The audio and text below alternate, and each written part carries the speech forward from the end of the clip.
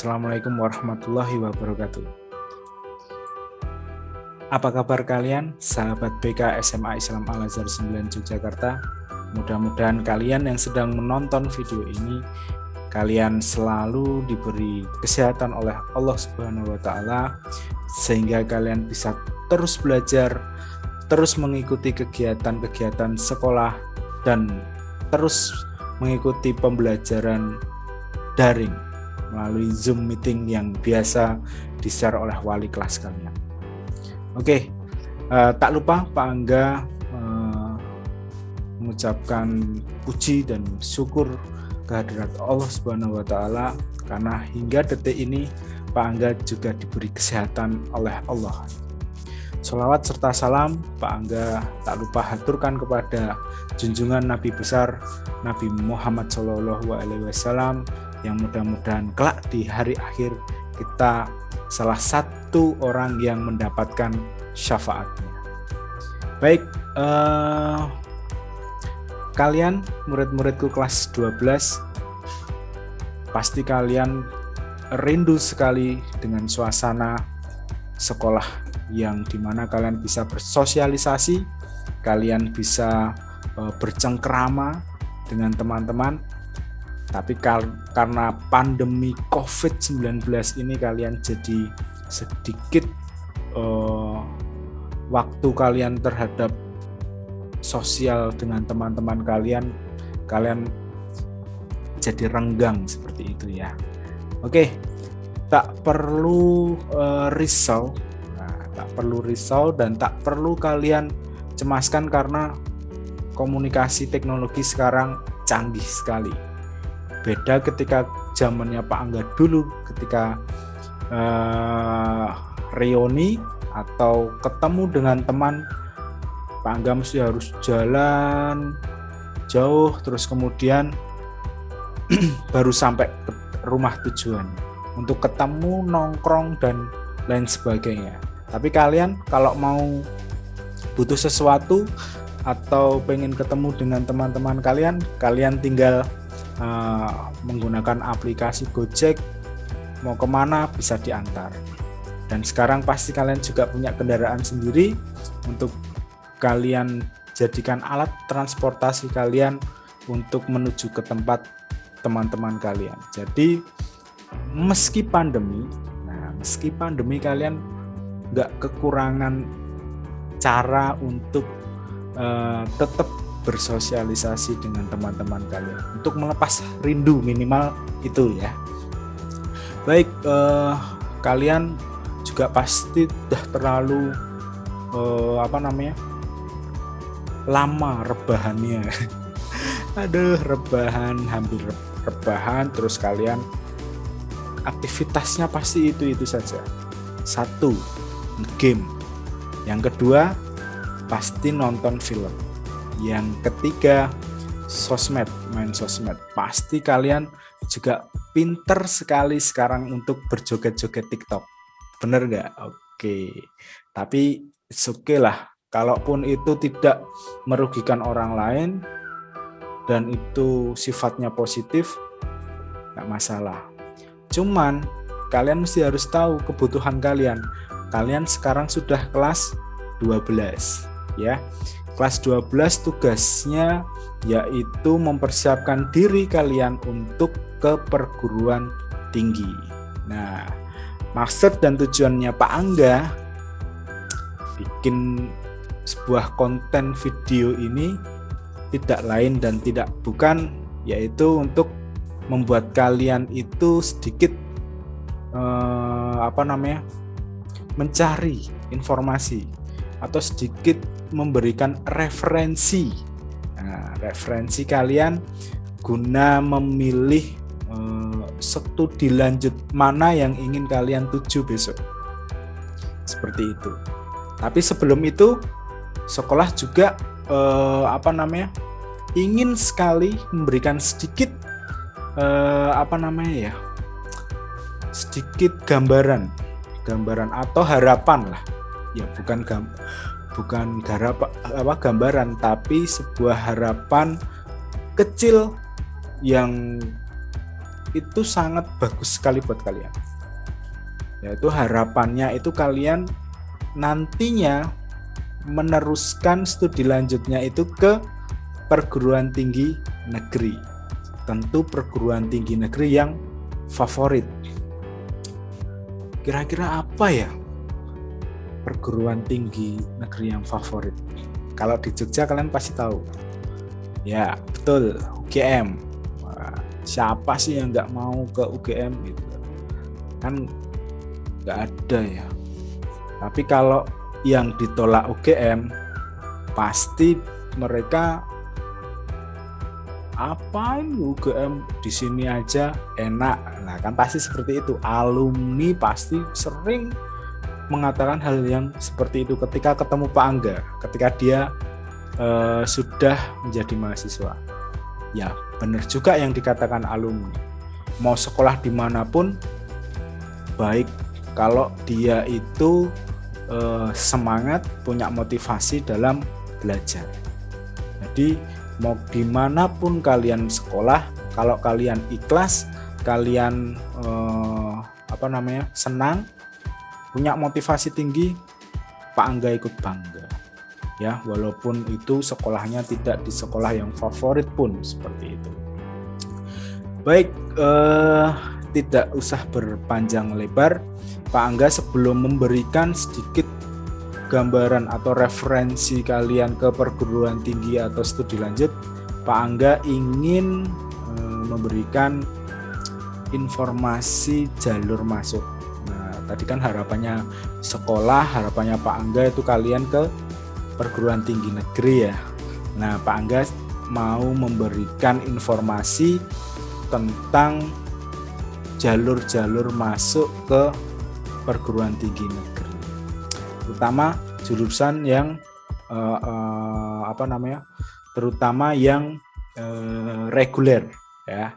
Kalau yang non reguler emang ada Pak, ada banyak, ada IUP kelas internasional itu, ada UTUL UGM, terus ada banyak sekali ya. Kalau yang reguler itu apa Pak? Ada dua, yaitu SNMPTN atau jalur undangan dan jalur tes, yaitu sering disebut SBMPTN, SNMPTN dan SBMPTN. Nah, kita sedikit membahas atau menguliti tentang jalur reguler tersebut. Ini Pak Angga ingin sekali share. Pak Angga izin share gambar biar lebih memudahkan kita memahami. Untuk yang pertama kita mungkin bahas tentang jalur reguler yang jalur undangan, SNMPTN.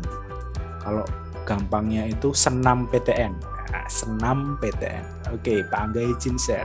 Nah, Pak Angga di sini nge-share langsung dari websitenya langsung ya. Langsung dari websitenya langsungnya apa, Pak Angga ini ngomong apa sih? Jadi ini, Pak Angga ini nge-share website lembaga tes masuk perguruan tinggi. Ini resmi dari dinas ya, dari dinas pusat. Jadi ini bukan abal-abal, ini bukan bukan website sembarangan juga. Jadi nama lembaganya itu singkatannya itu LTMPT. Nah, di sini informasi banyak sekali. Kalian bisa lihat nih. Di sini ada top 1000 sekolah. Nah, buka coba. Oke, di sini ada jumlah sekolah SMA ya, SMA SMK. Terus di sini ada jumlah peserta. Nah, ini kalian yang kelas 12 ini termasuk di antara 777.858. Kalian harus bangga nih, kalian ada di antara data-data ini. Nah, ini SMA yang ada di Indonesia, top 1000. Nah, kita ada di berapa ya ini ya, kita lihat.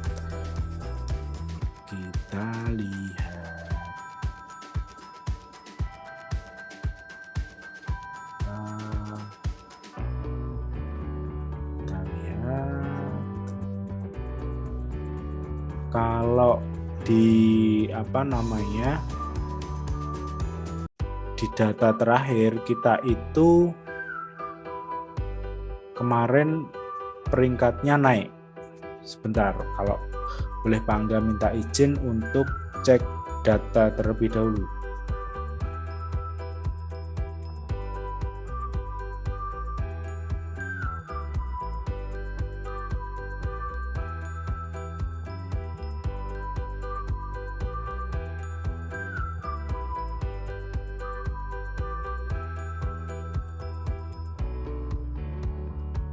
Oke, kita ternyata berada di 597. Coba kita cek.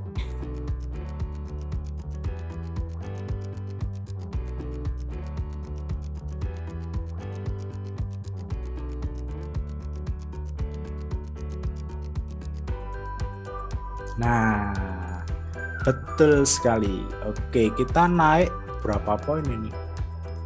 Kita naik 204 poin. Wes, 204 peringkat. Oke. Jadi tahun sebelumnya 2020 itu kita ada di sekitar 801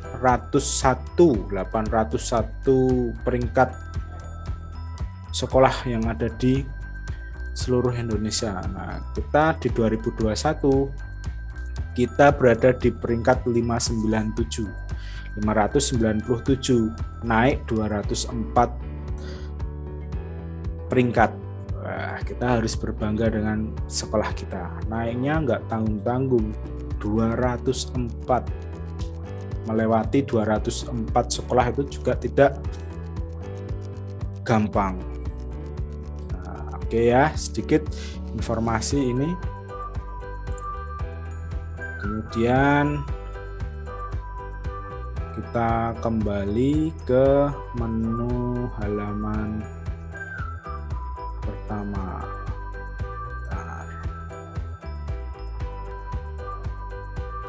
Oke.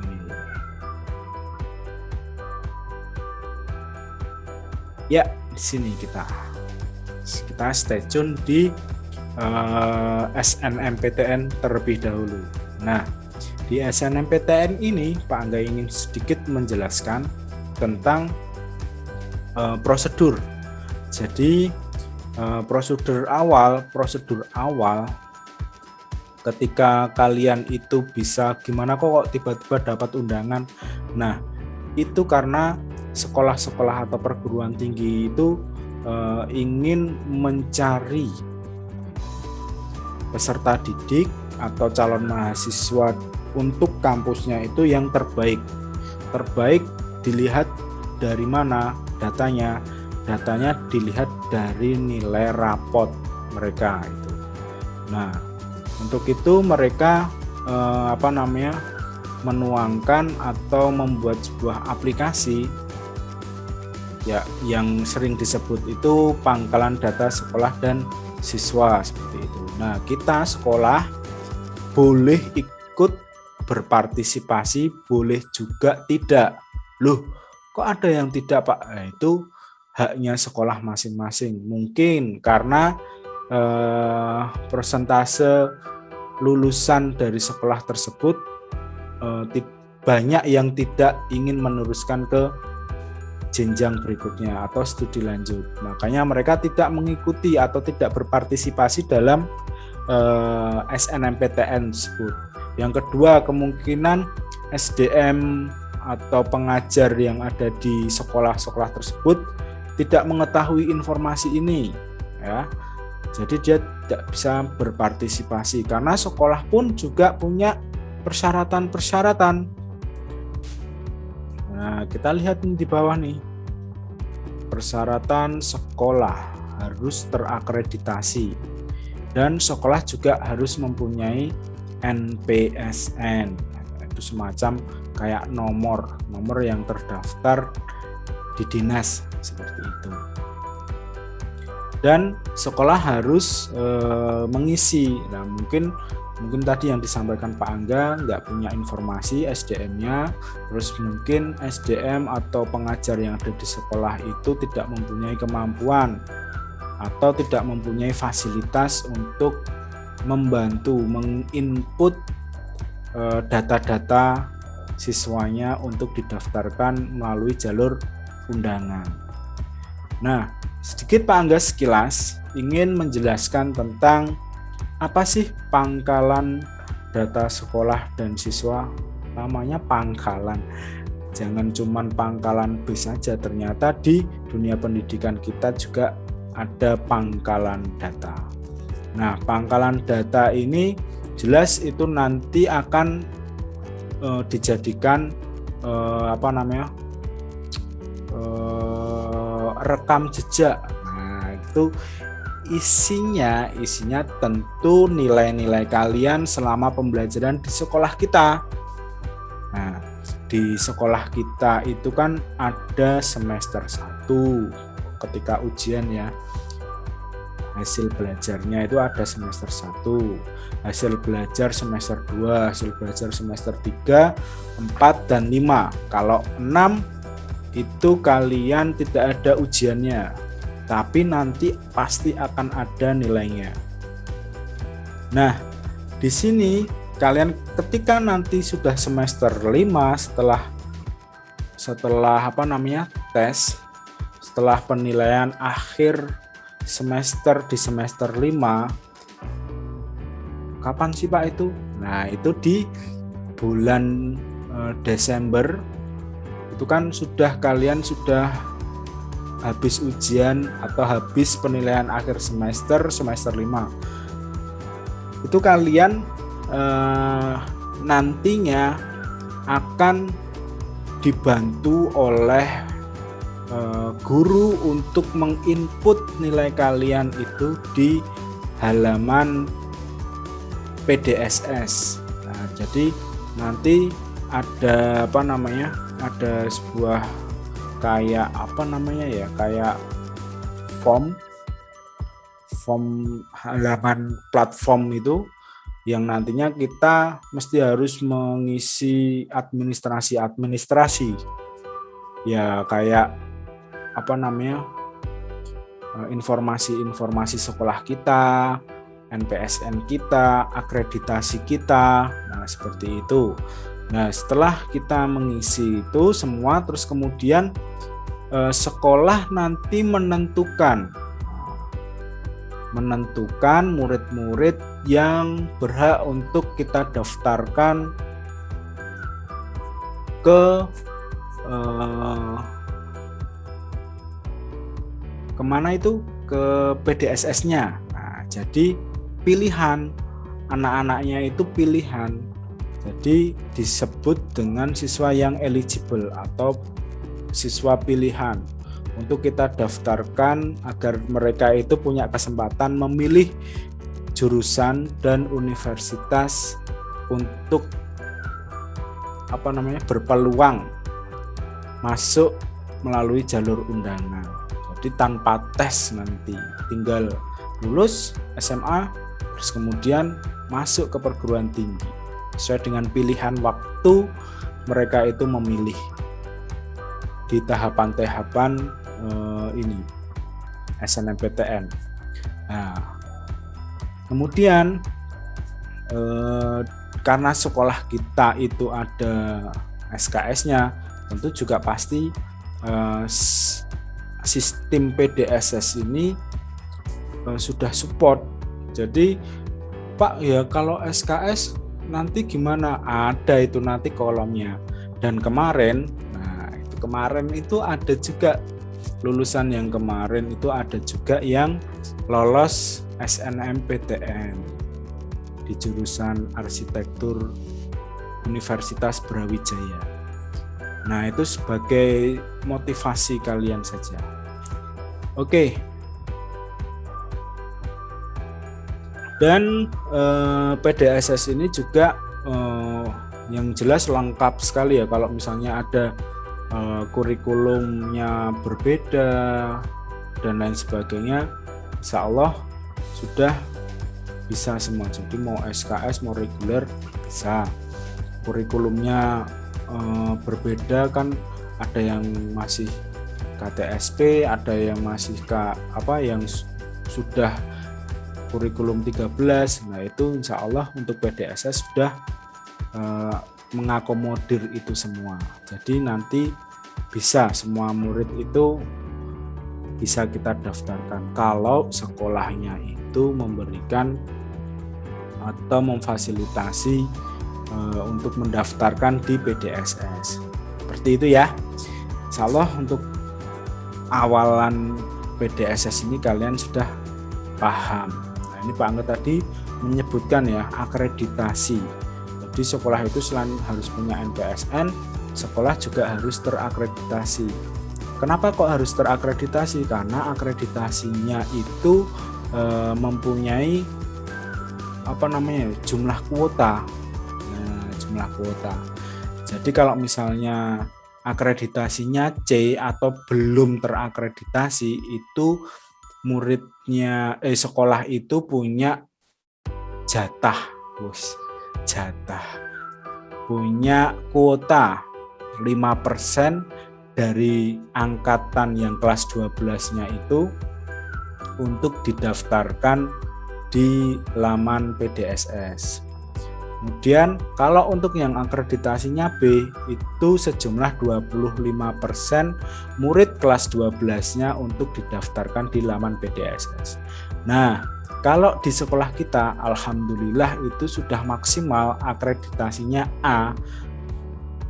Oleh karena itu jatah murid yang bisa didaftarkan ke laman PDSS itu sebesar 40%. Nah, jadi sekolah memperingkatkan tuh kalian jurusan IPA 1 sampai sekian, sampai peringkat atas sampai peringkat bawah. Nah, itu 40%-nya dari itu berapa jumlahnya? Oh, jumlahnya sekian. Oke. Kita ambil nilai yang terbaik. Oh, kalian masuk enggak? Oh, kalian masuk. Oke, nanti kalian nilainya pasti akan diinput oleh sekolahan. Kemudian yang IPS sama. Jumlah IPS kita ada berapa? Oh, ada satu kelas. Satu kelas jumlahnya muridnya dalam satu kelas berapa? Oh, 30 sekian. Nah, dari 30 sekian itu diambil 40%-nya berapa? Nah, itu kita nanti masukkan ke laman PDSS nilai-nilainya untuk diseleksi oleh perguruan tinggi sesuai dengan pilihan kalian. Nah, orang-orang yang kita input atau murid-murid atau kalian yang sudah nilainya sudah sekolah input, nah itu kalian berhak memilih jurusan dan universitasnya sesuai dengan keinginan kalian. Seperti itu. Enak ya. Tinggal milih saja. Nah, untuk itu kalian harus menjaga tren positif nilai kalian dari setiap semesternya. Jangan sampai kalian itu turun nilainya. Kalau kalian nilainya turun, jelas nanti kalian akan disusul oleh teman kalian yang nilainya lebih baik. Jadi peringkatnya itu nanti pasti akan geser. Seperti itu. Oke, seperti itu kita lihat syarat-syarat peserta. Nah, ini syarat jelas kalian mesti harus punya nilai akademik yang baik, yang terbaik, yang unggul, nah, seperti itu. Kemudian memiliki prestasi akademik dan memenuhi persyaratan yang ditentukan oleh masing-masing PTN itu untuk nilai plusnya saja. Jadi kalau kalian punya prestasi yang bisa di-upload atau bisa ditunjukkan, insya Allah kalian punya nilai plus seperti itu. Dan kalian harus punya NISN. Nah, NISN ini nomor yang dimana nomor induk yang diterbitkan sejak kalian itu bersekolah. Kalian sekolah itu sejak kapan? TK. Nah, NISN ini nggak berubah nilainya dari kamu TK sampai dengan kalian SMA itu nggak bakalan berubah. Jadi itu saja. Biasanya di ijazah itu ada NISN. Di ijazah TK, ijazah SD, ijazah SMP, ijazah SMA pasti ada NISN-nya. Kemudian kalian harus punya nilai rapot 5 semester. Guys, 5 semester. Emang ada Pak yang nggak punya 5 semester? Ada. Ya kalian berarti belum kelas 12 kan, seperti itu.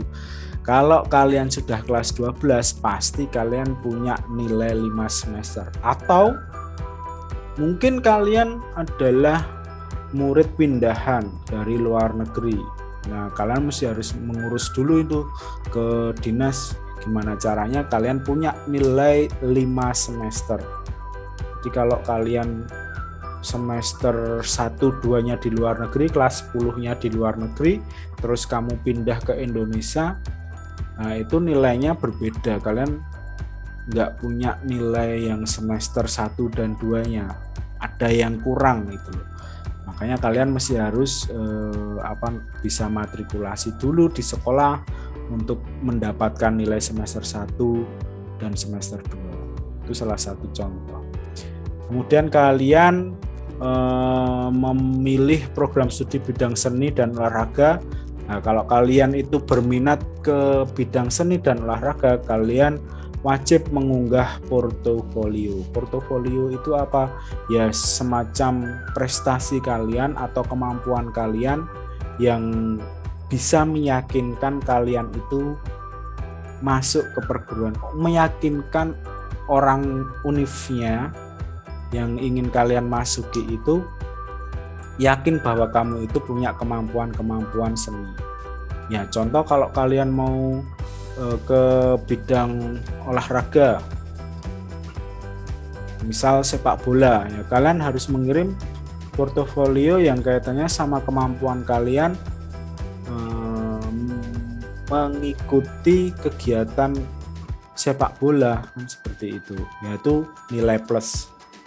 Kalau seni misal musik, kalian mau ke jurusan musik, ya berarti kalian misal bisa mengirim sebuah produk di mana produk itu berupa video kalian memainkan alat musik, misal seperti itu. Itu ya. Oke, kita lanjut ke informasi berikutnya. Pilihan program studi. Setiap siswa dapat memilih 2 program studi dari 1 PTN atau 2 PTN. Jadi ketika kalian itu nanti sudah kami input nilainya, kalian nanti bisa memilih 2 program studi dari 1 PTN. Jadi kalian memilih misal jurusan kedokteran dan teknik di UGM, misal, itu bisa. Atau kalian bisa memilih 1 kedokteran UGM atau dan 1 kedokteran UGM dan yang kedua adalah kedokteran UNS misal. Kedokteran UNS. Jadi ada 2 universitas tapi satu jurusan, seperti itu. Kemudian jika memilih 2 program studi, salah satu harus berada di PTN pada provinsi yang sama. Jadi kalau kalian itu sekolahnya di Jogja, maksudnya seperti itu ya.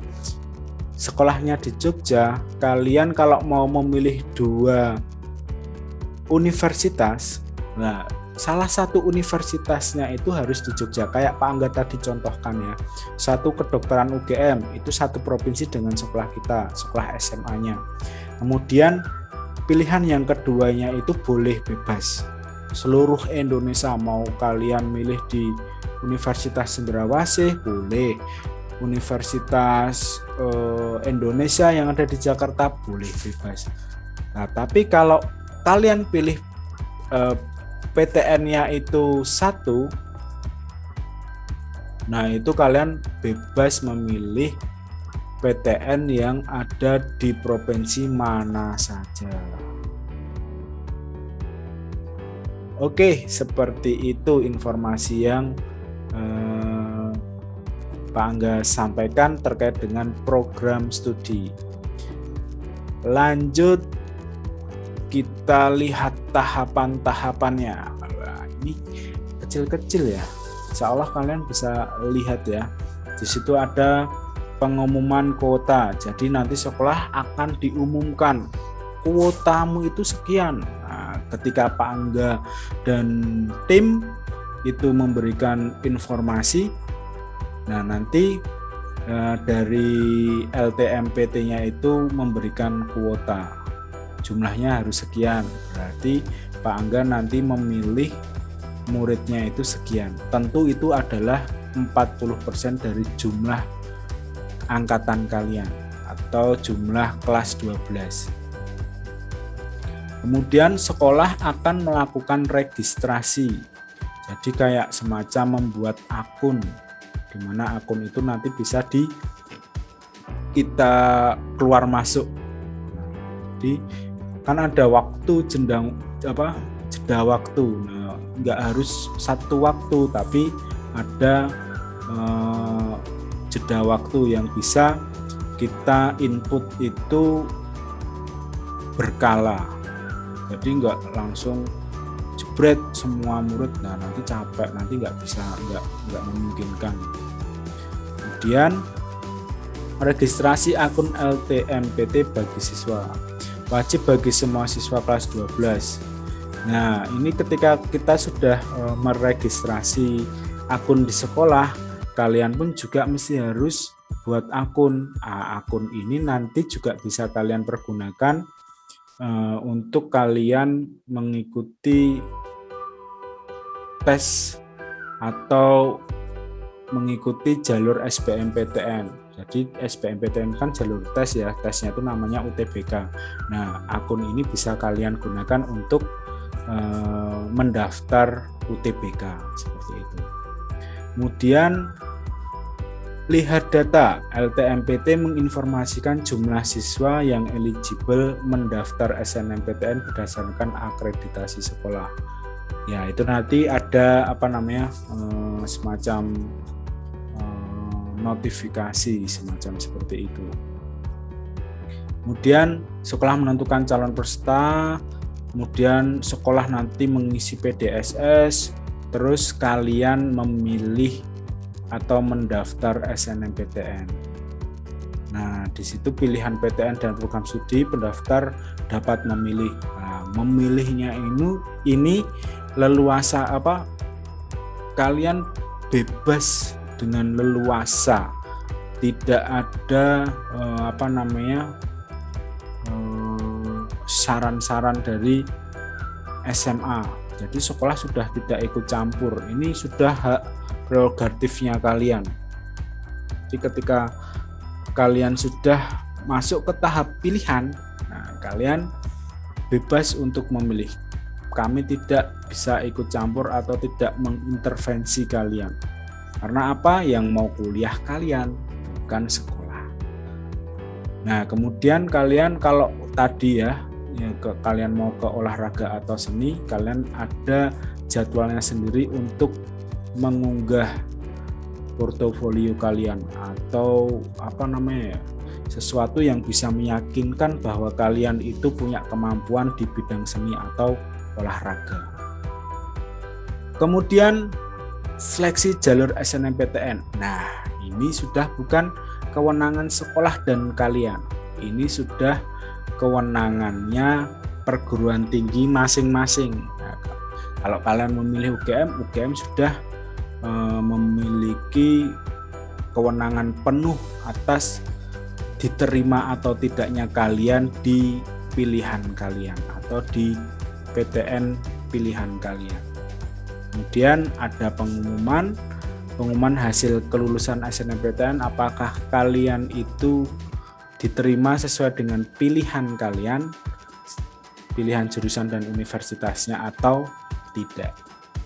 Seperti kalau nanti kalian sudah ada pengumuman dan kalian diterima, kalian baru bisa daftar ulang sesuai dengan PTN tempat calon mahasiswa dinyatakan diterima.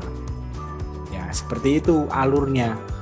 Jadi beberapa hal yang secara umum yang bisa Pak Angga sampaikan di awal ini, itu gambaran singkatnya itu seperti itu. Nah, kalau sudah ada pengumuman kalian sudah tidak bisa ikut SBMPTN. Nah, mau nggak mau kalian harus mengambil perguruan tinggi dan jurusan sesuai dengan pilihan kalian kalau kalian itu diterima. Kalaupun kalian tidak mau mengambil, nah kenapa kalian pilih? Kan seperti itu pertanyaannya.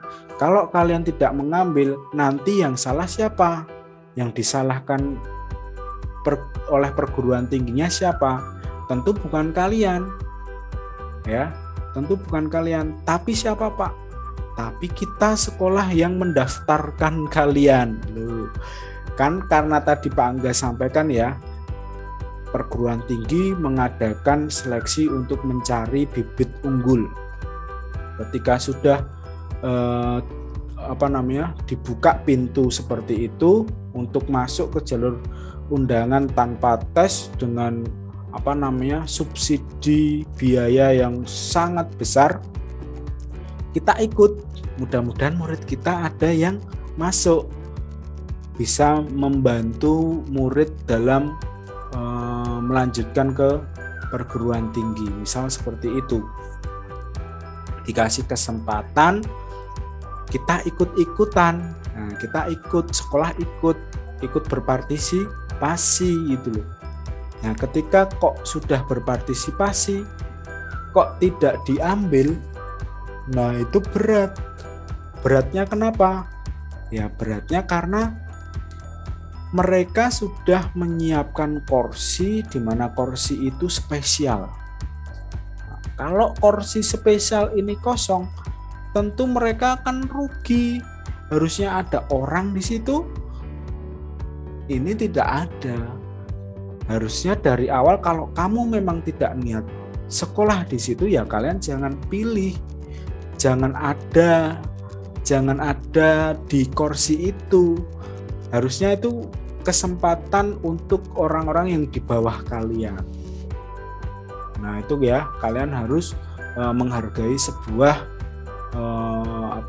kesempatan emas. Kalaupun kalian mau dari awal, Pak, saya nggak mau SNMPTN, atau kalian punya rencana ke Akpol misal, atau ke kedinasan, sekolah kedinasan, ya kalian jangan ikut SNMPTN. Nah, gitu. Bilang sama guru BK kalian, bilang sama Pak Angga atau ke Bu Nadia atau ke wali kelas kalian, Pak, Bu, saya nggak mau ikut SNMPTN karena saya yakin saya pasti masuk SNMPTN, atau saya yakin saya masuk ke daftar murid eligible. Nah, ketika kalian yakin merasa masuk ke daftar murid pilihan atau eligible itu tadi, kalian mengundurkan diri. Kalau saya masuk, saya nggak mau pilih apa-apa, seperti itu, nggak mau memilih, biarlah gugur aja, daripada saya nanti masuk di perguruan tinggi yang tidak sesuai dengan keinginan atau cita-cita saya, seperti itu. Itu ya tips dan triknya. Kemudian ketika kalian di tahap kita mundur ya, kita mundur 3 langkah sebelum pengumuman. Kalian di situ ada pilihan PTN dan program studi. Nah, kalian ada di tahap memilih. Kalian ada di tahap memilih itu sudah kalian sendiri kan, karena kalian masuk melalui akun yang sudah dibuat di awal tadi. Jadi kan kalian tadi membuat akun ya, setelah sekolah membuat akun, kalian juga membuat akun. Nah, kalian memilih PTN atau jurusan. Nah, ketika kalian memilih PTN dan jurusan, universitas dan jurusan, nah kalian harus punya trik. Kenapa sih sekolah kita itu banyak yang gagal? Misal kemarin contoh itu ada sekitar 40 murid, 40 sekian murid, 40 lebih murid yang punya kesempatan masuk melalui jalur SNMPTN. Tapi kenapa hanya kurang dari 10 anak saja yang lolos ke SNMPTN? Yang 30 sekian kemana? Nah, itu karena mungkin mereka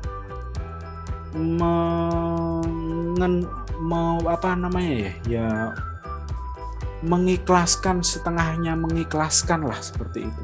Padahal mereka sudah tahu, sudah dikasih tahu. Ketika kalian itu lolos murid eligible, kalian itu tidak bisa atau tidak dianjurkan memilih jurusan yang sama atau memilih jurusan yang sudah dipilih oleh teman kalian yang sama. Jadi yang belum dipilih kira-kira apa? Nah, dan kalian harus melihat tingkat kesulitan masuk ke perguruan tinggi itu di jurusan tersebut. Di PTN dan jurusan kalian harus melihat apakah memungkinkan nih nilai saya itu masuk ke perguruan tinggi itu di jurusan tersebut. Kalau tidak memungkinkan ya jangan terabas.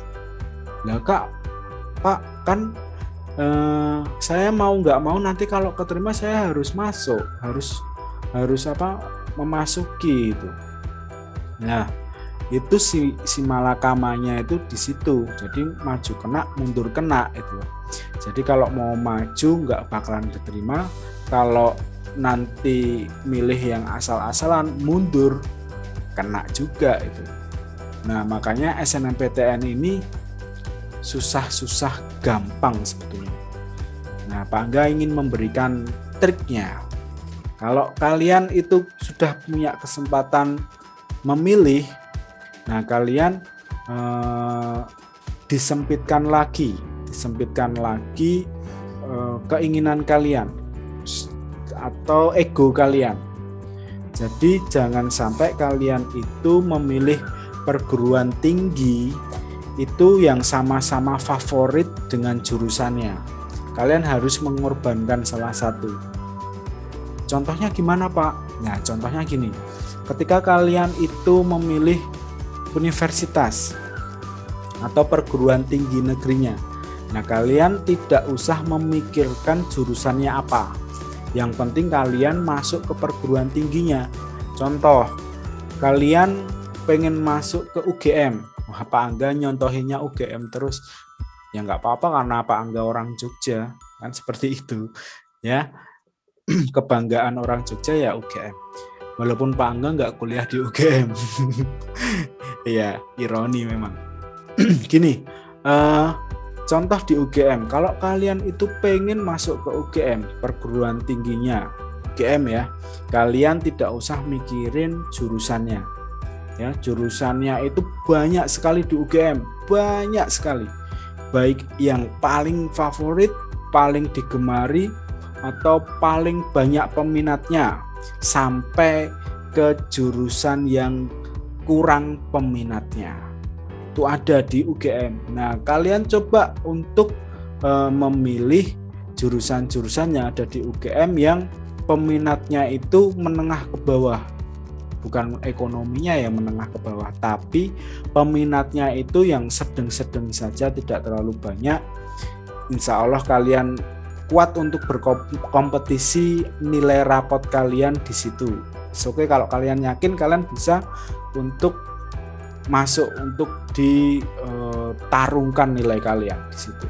Atau kalian malah memilih jurusan yang paling sedikit peminatnya. Data-data itu pasti ada di websitenya UGM.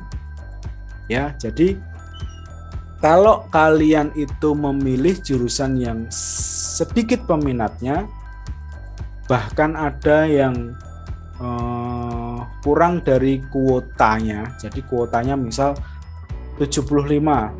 Ternyata yang ingin memasuki jurusan tersebut nggak lebih dari 75. Bahkan kurang, ada yang 50 misal. Nah, itu kan berarti kalian memilih jurusan itu di perguruan tinggi itu, kalian sudah 100% masuk itu loh. Jadi enaknya ketika kalian sudah masuk di jalur SNMPTN, kalian sudah tidak perlu belajar UTBK untuk masuk perguruan tinggi. Sudah kalian leha-leha saja untuk mempersiapkan studi lanjut kalian di tempat yang baru. Nah, itu ya trik pertama. Kalau kalian memilih PTN-nya, kalian turunkan grade jurusannya. Kalau grade-nya terlalu tinggi, ya kemungkinan pesaing kalian bakalan banyak dan nilai-nilai kalian pasti banyak yang menyaingi, yang menandingi nanti di sekolah di sekolah seluruh Indonesia. Pasti nilainya itu tidak seperti yang kalian lihat di Al-Azhar atau di sekolah kita. Kalau di sekolah kita mungkin kalian paling tinggi, tapi kalau di seluruh Indonesia belum tentu. Kita lihat peringkatnya top 1000 sekolah tadi aja lah. Kita ada di peringkat 500 sekian, masih jauh ya, jauh sekali. Yang peringkat 1 berarti berapa Pak nilainya, kan nggak bisa dibayangin tingginya ya. Tuh, oke, itu tips pertama. Yang tips yang kedua, kalau kalian itu memilih, kalau kalian memilih tadi kalau PTN, sekarang kalian memilih jurusan, Pak saya nggak mau PTN mana aja terserah, yang penting saya masuk jurusan atau program studinya. Kalau kalian memilih program studi atau prodi atau jurusannya itu tinggi, misal contoh kedokteran, ya berarti kalian jangan memilih perguruan tinggi yang tinggi juga peringkatnya gitu. Kalau UGM, UI itu kan tinggi itu. Jadi pasti nanti peminatnya yang tinggi-tinggi nilainya pasti akan arahnya ke sana itu. Berarti kalian coba cari perguruan tinggi di mana jurusan tersebut itu sedikit peminatnya. Nah, kalau di Jawa pasti padat, pasti banyak juga kalau di Jawa. Tapi kalau di luar Jawa, insya Allah tidak seramai di Jawa. Ya tetap ramai, yang namanya juga jurusan favorit gitu. Pasti ada ramainya juga. Oke, seperti itu tips-tips yang bisa Pak Angga sampaikan ketika kalian itu berminat masuk perguruan tinggi negeri melalui jalur undangan ya. Mudah-mudahan bermanfaat. Kita sekarang lanjut ke SBMPTN, karena di halaman LTMPT ini kok tidak ada tidak ada SBMPTN, jadi Pak Angga hanya sedikit menggambarkan saja ya. Kalau kalian sudah tidak lolos di SNMPTN, kalian bisa mengadu nasib di jalur reguler lainnya, yaitu SBMPTN. Kalau di SBMPTN, di sini ada jadwal ya. Oh iya, ini di sini ada jadwal-jadwal yang bisa kalian perhatikan. Sambil memperhatikan jadwal, kalian Pak Angga sedikit sharing tentang SBMPTN sepengetahuannya Pak Angga. Nah, SBMPTN ini berbeda dengan SNMPTN yang muridnya itu pilihan ya. Kalau SNMPTN, kalau SBMPTN ini semua murid bisa ikut berpartisipasi karena melalui tes, yaitu syaratnya kalian bikin akun terlebih dahulu, terus kemudian kalian melihat jadwal, daftar dulu, terus kemudian ada jadwal tesnya kapan, kalian tinggal tes saja. Nah, ketika kalian tes, setelah tes kalian langsung memilih itu nanti. Langsung memilih perguruan tingginya mana, jurusannya mana atau prodinya mana, terus tinggal kalian nunggu hasilnya saja. Kurang lebihnya seperti itu. Nah, di sekolah kita itu nanti kita ada agenda pendalaman materi atau bedah soal, atau kita berlatih mempersiapkan diri untuk tes SBMPTN yang biasa disebut UTBK. Seperti itu. Oke, sedikit itu tadi informasi tentang jalur masuk reguler ke perguruan tinggi negeri. Insya Allah bermanfaat ya buat kalian. Nah, ini sedikit informasi itu mudah-mudahan menjadi motivasi lebih kalian untuk untuk bertarung dengan pelajar-pelajar di seluruh Indonesia untuk masuk ke perguruan tinggi sesuai dengan cita-cita kalian. Seperti itu. Jadi kalau kalian sekarang ini banyak rebahannya, banyak nontonnya, banyak ngegamenya, banyak mainnya, dan banyak nongkrongnya, nah sekarang kesempatan kalian untuk mempersiapkan diri. Gimana caranya kalian itu bisa bersaing untuk memperebutkan kursi reguler di perguruan tinggi negeri favorit kalian. Oke, seperti itu sedikit tentang jalur masuk di perguruan tinggi negeri. Kemudian Pak Angga ingin memberikan sedikit informasi atau referensi yang bisa kalian jadikan gambaran. Bisa kalian jadikan gambaran, besok saya mau kemana ya? Ke perguruan tinggi atau ke kedinasan atau ke politeknik atau ke macam-macam. Jadi banyak sekali perguruan tinggi yang bisa kalian ikuti, jenis-jenisnya itu seperti apa. Oke, Pak Angga izin share screen ya, izin share screen. Di sini ada sebuah PowerPoint ya, mudah-mudahan kelihatan. Oke, di sini kita sedikit membahas tentang studi lanjut itu apa saja sih jenisnya dan apa sih bedanya. Nah, di sini Pak Angga ingin menjelaskan tentang universitas. Jadi nanti kita bahas universitas itu apa. Terus di sini ada sekolah tinggi. Nah, sekolah tinggi itu apa? Lanjut institut. Institut itu apa? Terus ada akademik, terus ada politeknik. Nah, mudah-mudahan nanti setelah Pak Angga jabarkan tentang pilihan-pilihan perguruan tinggi ini, kalian jadi, oh saya mau masuk ke jurusan ini, berarti saya masih harus ke sini. Nah, itu ya. Oke, tak usah berpanjang lebar, kita langsung ke materi. Check it out. Oke, di sini jenis pendidikan tinggi. Ada pendidikan akademik, ada pendidikan vokasi. Jadi di pendidikan tinggi itu ada 2 jenis. Oh maaf, ada 3 jenis. Ada pendidikan akademik, ada pendidikan vokasi, ada pendidikan profesi atau spesialis.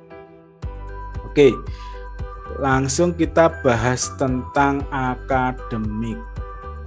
Kalau akademik ini yang biasa kita ketahui atau kebanyakan orang itu yang dari SMA itu biasanya ke akademik.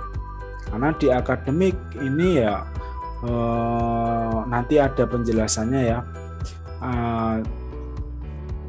Di akademik itu kita membahas teori itu sekitar 60%, nanti evaluasi ya di slide berikutnya kalau nggak salah, dan 40% itu adalah praktek. Seperti itu. Nah, di sini gelar dari akademik itu ya kayak Pak Angga, jadi sarjana pendidikan, nanti singkatannya SPD seperti itu. Kalau sarjana hukum nanti singkatannya SH. Nah, seperti itu. Contoh-contohnya itu seperti itu. Di sistem pendidikan tinggi yang malah pada penguasaan dan pengembangan disiplin ilmu pengetahuan, teknologi, dan seni mencakup program pendidikan sarjana, magister, dan doktor. Jadi berjenjang, kalau di akademik itu berjenjang. Ada yang ada S1, ada S2, ada S3, ada S3 pasti doktor ya. Kalau S2 magister seperti itu. Oke, lanjut di pendidikan vokasi.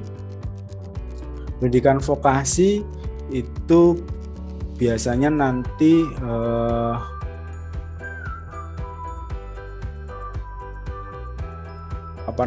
pembelajarannya itu penguasaan keahlian terapan. Misal kalau kalian nanti masuk ke vokasi administrasi, ya fokusnya nanti ke administrasi terus itu. Dan banyak prakteknya kalau yang di vokasi. Nah, itu biasanya kalau kita biasanya dulu itu kan diploma ya kebanyakan. Karena apa? Kalau orang zaman dulu, kalau Pak Angga boleh cerita, kalau masuk jadi sarjana itu biayanya terlalu mahal itu. Jadi, dan kalau sarjana itu susah nyari kerja karena kualifikasi pekerjaannya itu tinggi. Jadi jarang dulu itu lapangan kerja yang menggunakan SDM dari sarjana. Walaupun pendidikannya itu tinggi seperti sarjana, tapi kalau untuk lapangan pekerjaannya itu sedikit. Nah, dulu sama aja. Makanya kalau dulu itu di pendidikan akademik, jenis pendidikan tingginya, di bagian akademik itu biasanya melanjutkan studi-studi berikutnya, seperti tadi yang ngejar magister, ngejar doktor, seperti itu. Kemudian kalau di vokasi itu karena mungkin perkuliahannya atau pembelajarannya itu adalah banyak praktek. Nah, itu sering sering banyak perusahaan-perusahaan atau lapangan pekerjaan itu yang mencari orang-orang yang sudah punya skill atau kemampuan seperti itu. Jadi lapangan pekerjaannya lebih banyak. Kalau dulu itu banyak diplomanya itu karena itu. Tapi kalau sekarang karena lapangan pekerjaan di bagian sarjana atau di gelar sarjana itu banyak, yang pendidikan vokasinya ini sedikit berkurang atau tidak difavoritkan daripada yang sarjana. Seperti itu ya, sedikit informasi dulu dengan sekarang. Kemudian pendidikan profesi atau spesialis didapatkan setelah menempuh gelar kesarjanaan atau spesialisasi. Nah, kalau kalian sudah mengikuti atau kalian sudah bergelar sarjana, kalian nanti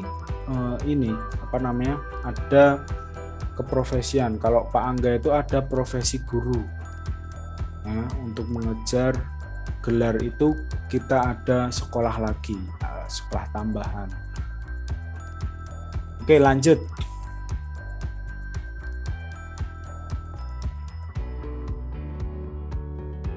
Perbedaan antara pendidikan akademik dan pendidikan vokasi. Ya, kalau tadi ya Pak Angga sedikit menyinggung tentang persentase teori dan praktek, di sini sudah nampak ya.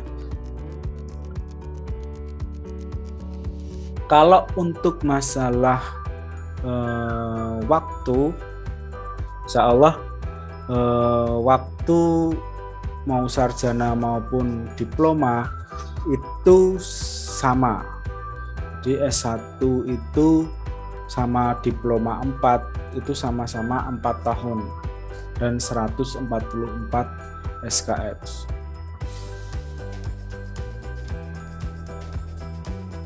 Jadi SKS itu apa Pak?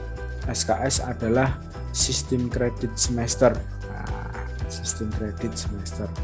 Jadi dalam satu semester itu ada berapa SKS yang harus dituntaskan. SKS itu apa Pak? Itu semacam kayak jam mata kuliah seperti itu. Oke, untuk S1 dan diploma. Lah Pak, diploma 4 sama-sama sarjana. Kalau diploma 1, diploma 2 apakah sama waktunya dengan sarjana S1? Ya tentu beda. Kalau D4 sama, oke 4 tahun ya. Tapi kalau untuk D1 itu 1 tahun pendidikannya. Itu nanti gelarnya ya D1. Gelarnya D1. Kemudian kalau yang D2 ya 2 tahun seperti itu. Oke. Lanjut. Program S1 menitik beratkan pada teori perbandingan. Ya tadi yang disampaikan Pak Angga, teorinya itu 60%, kemudian prakteknya itu 40%. Sebaliknya, kalau D4 fokus ke praktek, jadi prakteknya itu lebih banyak. Prakteknya itu 60%, sedangkan teorinya hanya 40%. Seperti itu. Kemudian D4 dan S1 gelar lulusannya diikuti prodi atau bidang yang diambil. Contoh, kalau dari sarjana S1 di jurusan teknik berarti nanti gelarnya ST, sarjana teknik. Tapi kalau dari vokasi itu nanti gelarnya sama-sama teknik tapi ada TR-nya, enggak langsung sarjana teknik tapi sarjana terapan. TR itu artinya terapan, jadi sarjana terapan teknik. Seperti itu perbedaannya untuk akademik dan vokasi.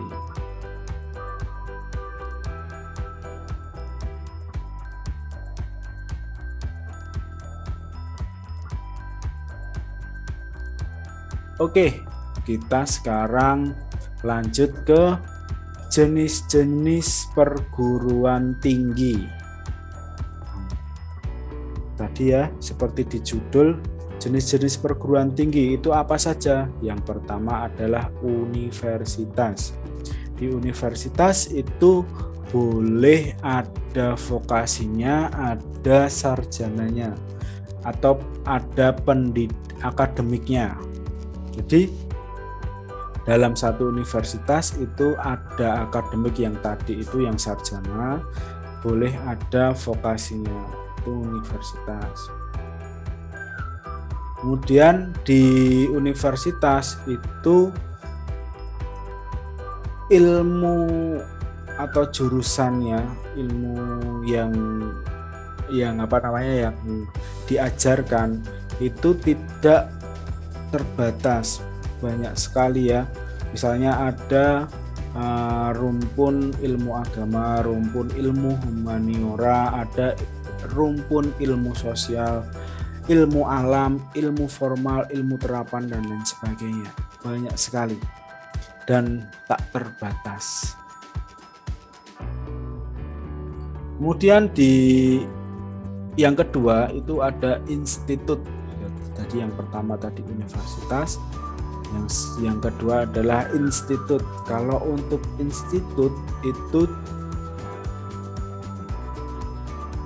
berbeda ya, jelas dengan universitas. Institut terdiri atas sejumlah fakultas yang menyelenggarakan pendidikan akademik dan atau pendidikan vokasi dalam jumlah ilmu pengetahuan, teknologi, seni. Menyelenggarakan 2 jenis pendidikan tinggi juga, pendidikan akademik dan pendidikan vokasi.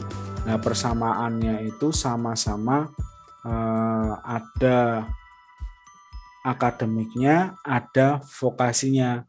Cuman jurusan atau ilmu yang diajarkan di institut ini tidak semua jurusan atau bidang studi, melainkan ilmu pengetahuan, teknologi, dan seni saja. Seperti itu. Kemudian fakultas-fakultas dalam institut berasal dari jenis keilmuan saja. Misal, Institut Teknologi Bandung (ITB) hanya fokus pada rumpun ilmu alam, sehingga fakultas di ITB hanya terkait ilmu alam seperti ilmu angkasa, ilmu kebumian, ilmu biologi, dan lain-lain. Kalau universitas, fakultas berasal dari berbagai jenis keilmuan. Jadi gini, kalau di institut itu dalam satu sekolah atau lembaga pendidikan yang bernama institut itu tadi biasanya hanya cuman punya satu fakultas saja yang membahas tentang apa, misal isi Institut Seni Indonesia, yaitu tentang seni semua itu. Kemudian kalau Institut Teknologi Bandung membahas tentang ilmu-ilmu alam saja dan teknologi tentunya. Nah, seperti itu saja. Itu ya, itu untuk institut. Kemudian kita masuk yang ketiga adalah sekolah tinggi. Sekolah tinggi dengan perguruan tinggi tentu berbeda. Nah, kalau di sekolah tinggi di sini melaksanakan akademik dan pendidikan vokasi dalam sejumlah ilmu pengetahuan, teknologi, dan seni, meninggalkan pendidikan akademik dan pendidikan vokasi. Di hampir sama untuk dengan universitas dan institut. Kemudian sekolah tinggi cuma terdiri dari satu fakultas yang terbagi ke dalam berbagai jurusan. Misal, sekolah tinggi ilmu komunikasi hanya menyediakan jurusan-jurusan dari fakultas komunikasi seperti hubungan masyarakat, penyiaran, dan lainnya. Kemudian contoh sekolah tinggi di Indonesia adalah London School of Public Relations atau Sekolah Tinggi Ilmu Komputer Indonesia. Jadi sekolah tinggi itu kalau kayak ST yang kalau di Jogja itu STIE, ada STIM. Jadi cuman memfokuskan jurusan. Kalau di STIE yaitu fokusnya tentang ada yang di ekonomi, ada yang di akuntansi, ya fokusnya di sana-sana saja, ya tidak kemana-mana. Jadi kan kalau di akuntansi itu kan banyak ya jenisnya, cuman nanti nyebarnya itu di jenisnya saja. Di akuntansi perbankan misalnya ada akuntansi macam-macam, pangan juga nggak begitu menguasai kalau untuk informasi tentang sekolah tinggi. Kemudian politeknik adalah sekolah tinggi yang hanya menyelenggarakan pendidikan vokasi. Nah, ini beda sendiri ya, tidak ada sarjananya kalau di politeknik. Ini gelarnya terapan semua. Tujuan politeknik sendiri adalah menyiapkan peserta didiknya untuk menjadi anggota masyarakat yang punya kemampuan profesional agar mampu menerapkan, mengembangkan, dan menyebarluaskan ilmu, pengetahuan, dan teknologi agar taraf hidup masyarakat dan kesejahteraan umat manusia meningkat. Tujuan politekniknya seperti itu. Nah, ini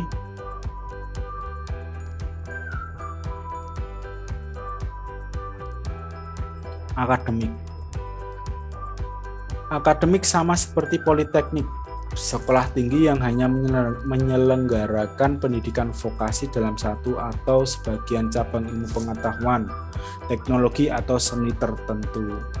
Jadi tidak ada sarjananya.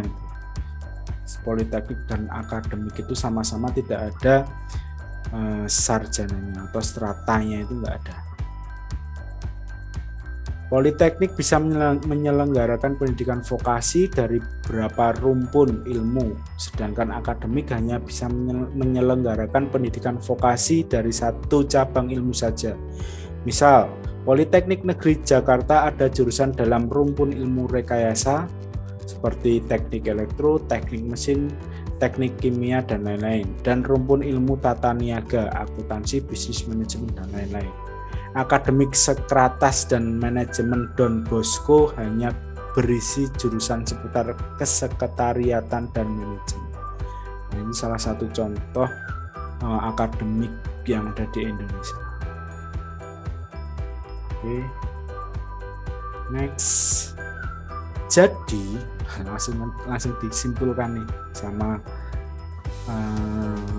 PowerPoint-nya. Perbedaan jenis-jenis perguruan tinggi adalah cakupan bidang ilmunya. Jadi ilmu yang dipelajari di berbagai macam jenis-jenis perguruan itu beda-beda.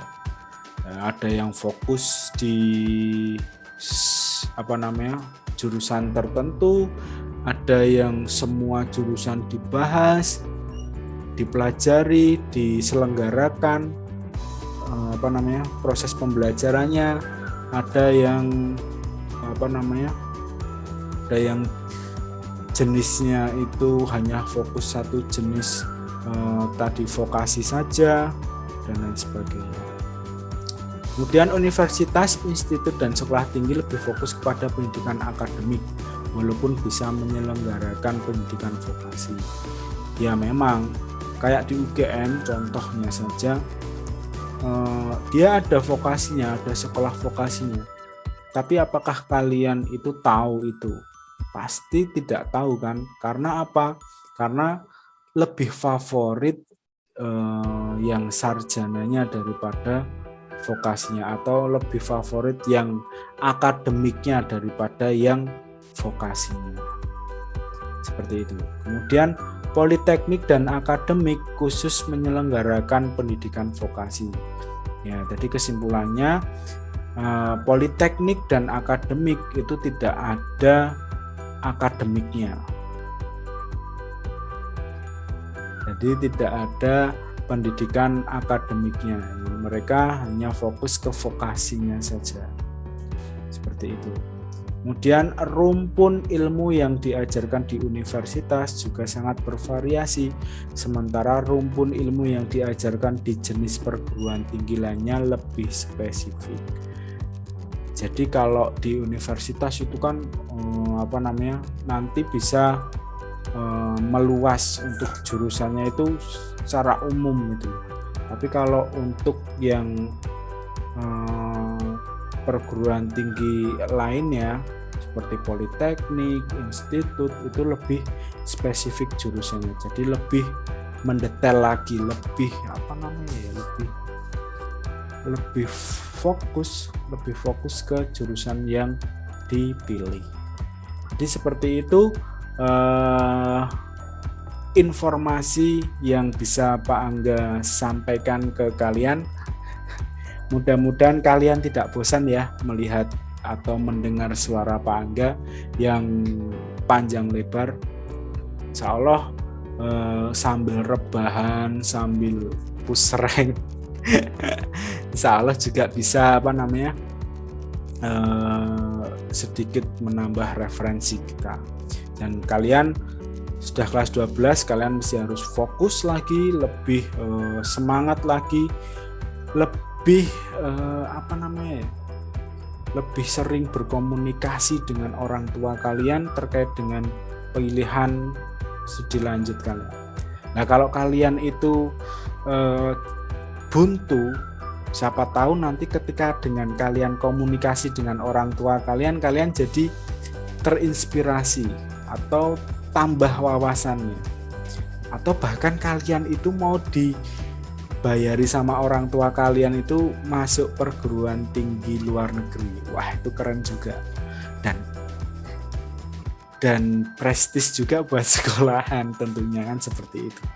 Siapa sih yang nggak mau sekolah ke luar negeri kan, seperti itu.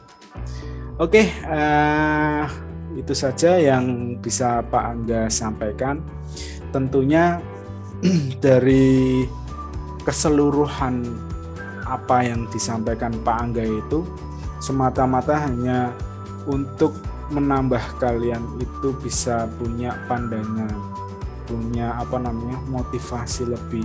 Karena kelas 12 yang sudah Pak Angga ajar, kalau sudah kelas 12 motivasi belajarnya itu turun. Nah, agar mengantisipasi motivasi belajar kalian turun, Pak Angga memberikan informasi ini untuk membangkitkan motivasi lagi. Untuk terus belajar, untuk terus membaca, untuk terus mencari informasi. Digali lagi terus, jangan sampai kalah dengan kondisi. Kondisi kita memang pandemi, tidak boleh kemana-mana kita dibatasi, makan aja kita dibatasi waktu, terus macam-macam. Nah, dari situ kita harus bisa mencari sesuatu di mana kebutuhan kita itu apa, terus masa depan kita itu diperoleh dengan bagaimana. Nah, di sini Pak Angga hanya membantu tujuan-tujuan kalian, mudah-mudahan bermanfaat. Bila ada benarnya itu datang dari Allah Subhanahu wa taala, bila ada salah kata itu datangnya dari Pak Angga pribadi. Tetap semangat, jaga kesehatan, salam buat keluarga, sukses selalu, hidup sahabat BK. Terima kasih, Pak Angga akhiri. Wassalamualaikum warahmatullahi wabarakatuh.